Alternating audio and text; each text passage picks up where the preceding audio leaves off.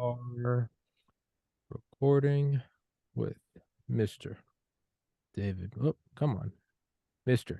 David Barker on Thursday, May 18th, 2023 at 2:20 p.m. Eastern time. And thank you for your patience. As I just told you, I know I'm a little late and I know I've only got you for 20, 30 minutes. So real quick, Mr. Barker. And guys, if you go into the description, you can learn more about him. You can find links to read more about him. Mr. Barker, real quick, could you please introduce yourself to all the listeners? Sure. My name's David Barker. Live in Iowa. I have a real estate and finance business, but I'm a former academic. So I do some, and lately I've been doing some research on the economics of climate change. Okay. Now, aside from something like I know, like ESG, what are the economics of climate change? And obviously, with any massive change, be it climate or social progress or war, there's always massive industry and massive, I don't know, opportunity and perhaps conflicting interest for profit. What are your necessary, I guess, conclusions or any unique revelations that maybe someone wouldn't think? So for me, I don't know anything about climate change. I don't know anything about finance, but I would imagine there's probably a lot of money in windmills and geothermal energy and bioalgae energy. What have you found that is maybe more interesting than that? Well, what I've focused on is the economic effects of warming, if warming happens. Okay. So if we take for granted that there's going to be some level of warming over the next, 80 years or so, the rest of the century, what would the economic effects be? And there has been some work in this area. A Nobel Prize winning economist did some modeling of this to see, how much of an effect it would have. And his conclusion was, and that's Nordhaus, by the way, his conclusion was that by the year 2100, if it warms as much as people predict, if we do nothing, to stop it, to cut emissions or that sort of thing, it'll cost trillions of dollars. But at that time, that'll be about 3% of GDP. All right, so that's a lot. But with normal economic growth, 2% a year, something like that, we'll all be 5 times richer in 2100 than we are now. So that Oh. cost means we'll be 4.9 times richer instead of 5.1 times richer, something like that. I That makes sense? Yeah, that's actually a very unique way of looking at it. I hadn't thought about that. I've had on the Pulitzer Prize winning author Richard Rhodes multiple times, and he talks about in his book Energy that there is a moral argument, for instance, say the storage of nuclear waste, that we have to assume, and it's okay. You can't pawn it all off on future generations. That's what causes hell. But he's like, there is a reasonable expectation to say by the time, let's say, the great like salt storage thing out in the West, where we're putting a bunch of uranium and plutonium, by the time that actually starts to maybe seep out of its salt casing in 2200, he's like, what's the difference between 1823 and now? He's like, you can't pawn it all off, but at a certain point, you got to be like, they're not going to, just like we're not in horse and buggies. Right. They might have another way to deal with that, right? That's right. We are poor compared to our great great grandchildren. They're going to be a lot richer Yeah. than we are. But Okay. so that's so that's a problem for people who believe that climate change is a crisis. So what a lot of researchers have done is they've said, okay, well, we need to go beyond the work that Nordhaus has done and see what the effect of warming would be on growth itself. Hmm. So if the growth rate goes from, say, 2% to 1%, okay, well, that's a huge effect, Yeah. right? And so the Federal Reserve in particular has released some papers recently trying to show that warming would reduce the rate of economic growth. And there's some other research on it. And that's what I took a close look at. So they were saying there would be significant effects on growth. My conclusion was that that research was just all wrong, that it made terrible statistical assumptions, terrible use of data. It was just plain wrong. And I found all kinds of errors in those papers. For laymen, for knuckle draggers such as myself, what are some kind of easy to understand? I mean, is there a clear incentive behind and there's always political incentives to make a report look like you want it to look like? Right. Well, for the Federal Reserve, I'm speculating, but I think it's political, right? Yeah. Climate change is a popular political idea. If the Fed shows that they're in line with it, the Fed becomes more popular politically. But some of the mistakes that you mentioned, they're not hard to understand for the most part at all. The first paper I looked at, they took state by state data in the U.S. Going back several years. Every year they had a rate of economic growth for the state and a temperature. They tried to show that when it was warmer, the states grew had slower growth. All right, and they divided the data up into seasons, like winter, spring, summer, and fall. And so they found, okay, the fall temperature is statistically significant with an effect on growth. And then they published that essentially. Okay. But they didn't look at the sum of all 4 seasons. All right. You look at the sum. I mean, a little bit warmer in the winter would be good. Yeah. And so you add them all up, and there's no statistically significant effect at all. And they didn't report that. And it's an extremely simple test to do. Another paper that was also the Federal Reserve, they weighted every country in the world equally. So St. Vincent and the Grenadines, tiny, tiny country in the Caribbean, is weighted the same as China. Well, what that means is that you've got a few, all right? I mean, it's tiny. It's like, a fraction of the size of Rhode Island, this Good little Lord. country, and China, gigantic. Yeah. And so you get a few countries with unusual economic circumstances, and it can throw the model way off. And that's just what happened. I found that if you pull a few countries out, like Rwanda in 1994, and countries that had big oil discoveries, you pull a few of them out, and the results go away. Yeah, I'm a 5'8" white guy. If I won like a lottery to go, play 5 minutes in an NBA game, I would probably skew the stats of like the average draftee, right? They'd be like, "Hey, man, you got to remove Tommy. It's a 5'8" Irish guy who like can't dribble." Well, exactly. Outliers in the Yeah, data can cause big problems and can make your results look like they're important and significant when they're really not. problems for And there who? were so many things like that. The more I dug into it, the more I found that assumptions were being made that skewed the results toward what presumably the authors wanted. Yeah, yeah. Problems for who? It's problems for people that want to look at it rationally. But if you've got a boss who's got a boss who's got a boss who's the president, yeah, that's kind of convenient, man. You might, if you need to skew those NBA draft statistics, I might be your golden ticket. Like, we need that guy. And Right.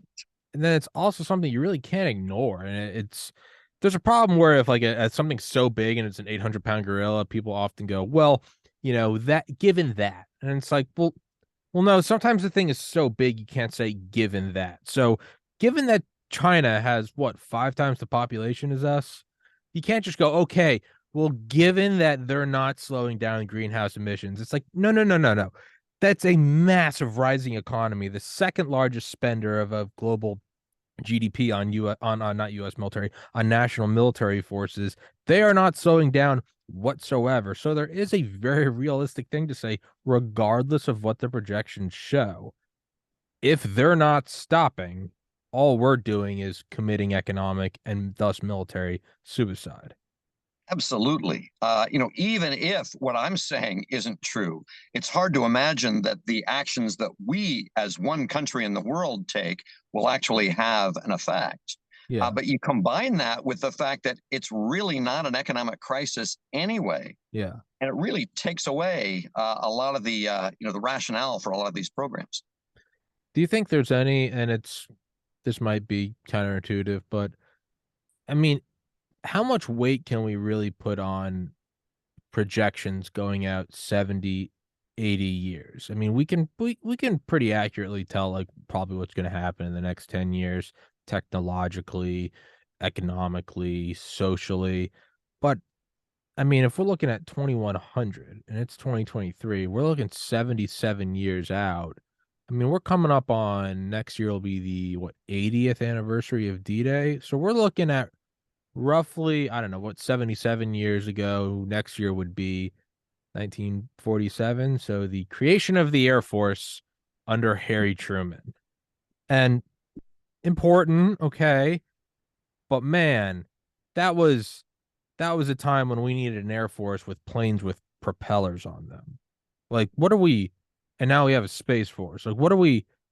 how much weight are we? It's important. You need to project. You need to look out. But at a certain point, are you not maybe defeating yourself by planning so far ahead that it's like, Oh, dude, we got to get to step 2 before we worry about step 10? right. No, absolutely. Now, the things we're talking about, though, economic growth and climate change, are things that move slowly, gradually, steadily. Yeah, And so we're making, I mean, this is not rocket science at all. It's very simple sure. assumptions. It's simply saying, for the last, couple of hundred, you mentioned, like 1823, I think how different it was. For all of that time, couple of hundred years, we've seen steady economic progress, steady technological progress.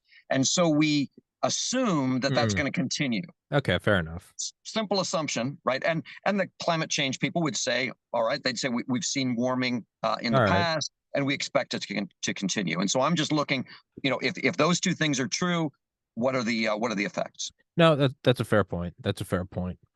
Um, but I always, and this is a kind of a weird example I use or analogy I use, but it is fitting when it's like a weird puzzle piece. It doesn't always fit, but when it does, it fits almost perfectly. And it was this article from I think 1900 in Popular Mechanics, and it's hilarious because it's all like watercolor painting and Jules Verne stuff. And it's what will the year 2000 look like? And you have firefighters with these steampunk leather wings flying up and fighting fires. You have individuals all taken off from suburbia in their hot air balloons. And it's laughable. But then the more you look at it, you realize the idea was correct, but how it's executed is wrong. No, we don't have firefighters with steampunk leather wings, but we have 747s that drop fire suppressant. We don't have, everyone doesn't have a hot air balloon, but you do have personal travel, your car, or you could also say everyone has access to affordable air travel. You can go buy a plane ticket and be crammed in like a sardine, but nonetheless, you do have air travel. So although goofy in how they thought it would happen, the ideas themselves were kind of accurate. Another one is there's like this big wood chipper in the center of a classroom, and the teacher's throwing books in there, and there's wires coming out from it, and everybody has a hat on, and they're absorbing the information. But I mean, this phone, I can download an audiobook and learn about anything I want. Granted, I have the will and the desire to. So, in that same sense, maybe it's maybe it's both. And maybe we do need to worry about warming and economic growth, but this idea we have, they might laugh at us in 200 years, be like, they thought the oceans would rise and flood Manhattan. And then there might be, I don't know, some guy who's like, well, in a weird way, X, Y, and Z happen. Do you think it might be Yeah, something like that? sure. I mean, the specifics are very hard to predict, but the general trend you can. But the effect of warming on economic growth is even more complicated because when you look at, say, Florida compared to Michigan, well, Florida is a lot warmer than Michigan, but it's grown faster. So, why would we think? I mean, just as an intuitive thing, why would we think that warmer temperatures would reduce growth? It doesn't really make sense. But when you look at the data carefully, it doesn't hold up. Hmm. And then I guess like another part of me, and perhaps more selfishly, I mean, all of human history, there's just been these predictions of we're not going to be able to grow enough grain, or there won't be enough. I mean, in like the 17 and 1800s, the British Empire was like, at the rate our navy is growing, we're not going to have enough for. They actually used to have like guarded by government troops, or I guess soldiers or knights or whatever it was, these huge forests because those trees were deemed a national security Right. resource for ships. Especially for masts, right? You Yeah, needed no, those ships of great the big line. trees. Yeah. These massive, and now you look at it and you laugh. You'd be like, "Yeah, no, dude, that's a national park that you and your friends can go hiking in and meet some hippies and get eaten by a bear." But it's what you're no, it's destroyers. It's metal. It's bolted on. It's so, but we keep progressing anyway. And they Oh, thought, yeah. People thought that cities couldn't continue to grow because yeah, the horse manure would be too hard to move out. And exactly. yeah, yeah, and that we're going to run out of oil. Population was going to be so large that we can't feed it. People seem to have a desire to predict doom. Yeah, and there was an actual plan. It was like actually floated in the 1950s that we needed to start moving all of civilization underground to protect us from nuclear war. And I think the argument, part of like the argument was actually the sun is so pesky. It's only out at certain times of the day when we could have fluorescent lighting 24/7. And then another argument, and it's kind of hilarious. The same national apparatus, the entrenched intelligence scientific community that's now telling us to do this, just 70, 80 years ago, was talking about nuking the poles so that we could have a warmer, more Mediterranean climate year round. And that's hilarious now. So again, maybe it's the selfish part of me, but I part of me is a little hesitant to really make massive changes to our current world for what we perceive is coming in 200 years, primarily because for the last 10,000 years we've just kind of said screw it and like we're still here. And maybe that's a bad logic, but what exists tends to persist, like the value of gold. So Yeah. part of me is like we should probably just keep winging it. Like, who Yeah. cares? Like, let's just shoot rockets out. Let's go to the stars. Really, not planning has got us very far. So why You not know, continue? I really like that point, that not planning is often better than planning, because when you plan, you're going to get things wrong. Yeah. Like daily routine's important. Like every day I wake up Oh, at the same time. there's a yeah. You want moderation in all of those things, but you can go too far with predicting doom and completely remaking our world today as a result of that, which are predictions that are made without a lot of Yeah. confidence or backing up. Like I was pre-med in college and I got in a medical school and I remember one semester I tried to almost do, and this was like my red pill that communism doesn't work. I tried to centrally plan my study schedule. I was like, I'm going to try something new. On this day, I'm going to study biology, and on this day, it's genetics. And I was about 2 weeks in, and I realized I needed to put about 4 times as much time into organic chemistry. Genetics was easy, biology was a breeze, and the entire thing just went out the window. And so on one side, I realized central planning doesn't work. And then I had a friend who was much smarter than me, who scored higher on the MCAT than me, and he's a doctor right now. And I remember I used to study for OChem all week and all weekend. And he would go out and party and get wasted and lay around hungover at the pool. And then on Sunday, he'd wake up and study for 12 hours and would outscore me. And I asked him one day, I was like, how do you, like, I'm not, maybe I'm just my ego, but I don't think you're like that. I think you're smarter than me. I was like, I don't think you're that smarter than me. And I remember he goes, fear is so much stronger than caffeine. You wake up on Sunday morning and go, I'm going to fail this test. There is something to be said for sort of society as a whole almost waking up on Sunday morning, which is, I don't know, when we have 20 billion people and not enough food, and we go, shit. Like, that is, I mean, does that not drive ingenuity forward as just sheer terror? Well, that's an interesting way to look at it. I studied economic planning All right. years ago, from true communists, who believed in it. And it's actually a pretty beautiful theory about how you can use linear Wonderful. algebra, you could come up with a big input output matrix and invert that and do some linear algebra and come up with exactly what you need, what everybody needs. But it doesn't work, right? I mean, they found time and time again, you send these orders out to factories. All right, you've got to produce this much to comply with the 5-year plan.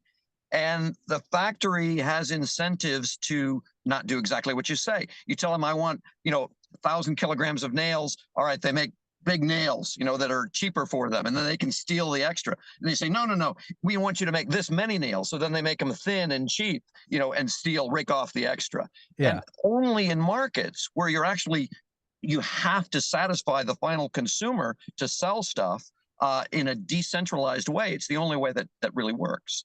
Yeah. And then, well, eventually they come down to, all right, well, we're sending soldiers and you're all going to be executed. And then 100 Right, million die. And we go, how did that happen? That wasn't right. real.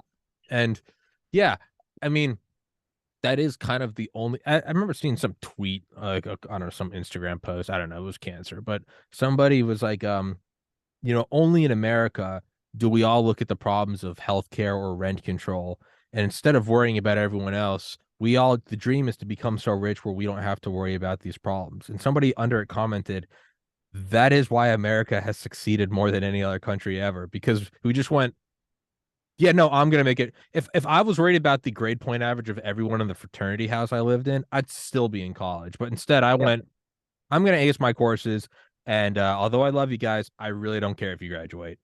And Yeah. we all had that mindset, and That's right. everyone graduated. That's right.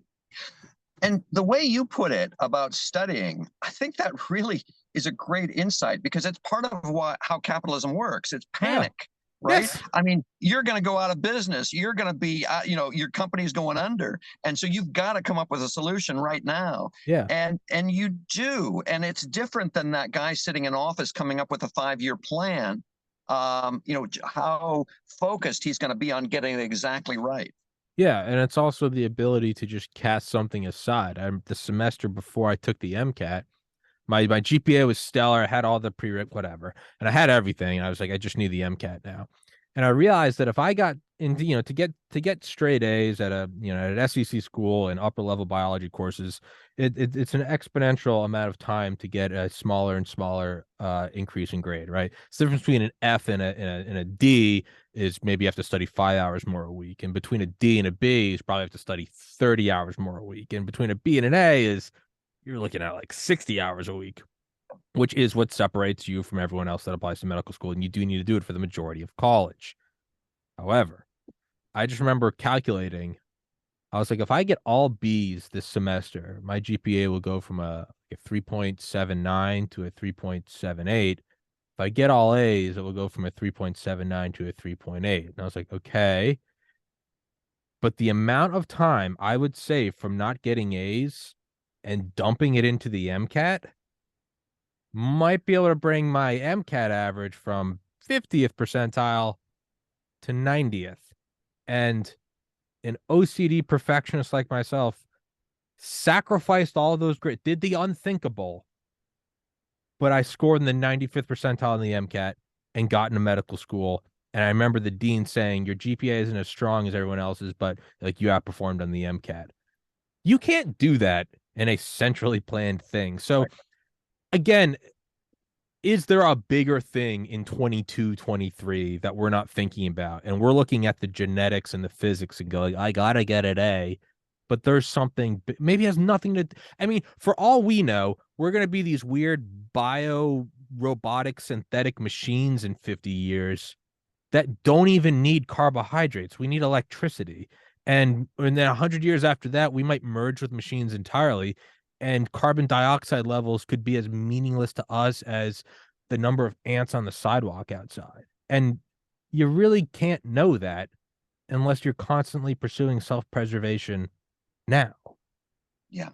Yeah, I don't Yeah, know. and when you combine that with the tremendous cost that we're talking about for, Yeah. what people want to do about climate change, it's just, I mean, you're thinking on the exam versus grade point. That's great thinking. I mean, you're thinking on the margin, like Yeah. an economist, and coming out with the optimal solution. That's great. Yeah. And it was a gamble and it worked. And some people gambled and it didn't work. And, sucks to suck, but that's life. And so, yeah. Well, and then you'd have to imagine this is so you're looking at it all and you're going, well, if that makes so much sense rationally to us and just we've been talking for 25 minutes and that makes sense, why are they still pushing this centrally? And then you go, oh, well, none of us are making it to 22, 23. We all have finite lives. So they might know that it's all BS. Why would they do that? Well, it might be in their self interest to consolidate political power or corporate power or energy distribution because the petrodollar and then whatever dollar comes next is the vice grip you have on global power. It used to be bronze, it used to be ships, it used to be cannons. Now it's the ability to link a currency to an energy source. And you might have to start wondering maybe they don't have my best intentions in mind. Oh, there are large things like that and smaller things. I mean, there are people who stand to make a lot of money A from ton of money. electric cars and batteries and solar panels and windmills and all of those things. Yeah. So that's, whenever I see everyone get together on an idea like that, I don't know. I think you don't have to. Sure, there is advertising, but I mean, you're never gonna have to force McDonald's down anyone's throat. It's cheap, it's available, and it tastes incredible. I had a Big Mac on Saturday for the first time in like 5 years. It's so good. But to force anything else down anyone's throat, it's because it's not readily available and it's because it's normally not what you want. So an iPhone, no one has to convince me to buy this. I'm sure I saw an Apple ad at some point, but it's relatively cheap. It's got a big screen, great internet connection, fast refresh rate. I can work on the podcast from here. I bought it. Nobody shoved it on me. So whenever something so big like this requires so much effort and media coordination to push down our throats, I go, yeah, that's probably not the thing we all want. If you want it, it's no one has to convince you to buy an Xbox. You want to play video games. When you have Yeah. to force this on us, I'm like, Right. intuitively, it doesn't make sense. Yeah. And one way it's being forced on us is with, like I said, this bad research. You got to wonder if people have to fudge the numbers and fudge the statistical assumptions that much. Why is that? And, Yeah. so And again, I would always say, who's standing to make a ton of money on there this? you go. That's Yeah. if no one's making a buck, which isn't possible, but if no one was theoretically, I would maybe give it a little more time of day. But if it's like we're gonna do this for greener pastures and bluer skies, and ExxonMobil's gonna make $1.5 trillion, I'm like, well, there's the bullshit, right? Right. But no one cares, right? Because it's hiding behind a smoke screen of well, you don't want a greener world and cleaner oceans. And it's like, well, no, I think there might be nefarious intent behind this, like literally all of human history, but that makes you a radical and relegated to Rumble like I am. So I don't know. Yeah. Right. All Right. right. Well, Mr. Barker, I know I got to let you run. I'd love to have you on again, man. I'd love to chat with you for a little Well, longer thank you. sometime. That was fun. You're a cool guy. Well, thank you. That was a fun conversation. And the work that I did, the Wall Street Journal published an op-ed that I wrote about this research, but you can find the original papers on Econ Journal Watch, I think I and have that's a it. peer-reviewed journal that publishes critiques of articles that are in other peer-reviewed journals. So it's kind of a check on Okay. academic research. Well, hey, man, I'd love to chat with you again. And guys, if you want to read more about him, I got 2 links in the description for your bio and your LinkedIn. And yeah, man, that was fun. All right, thanks a lot. Thank you so much for chatting with me. I know I'm not a finance guru, so thank you for talking to a knuckle dragger like myself. No, wouldn't say that at all. It was a great conversation. Thank you. All right, man. Thank you so much, guys. Bye. Thank you for watching.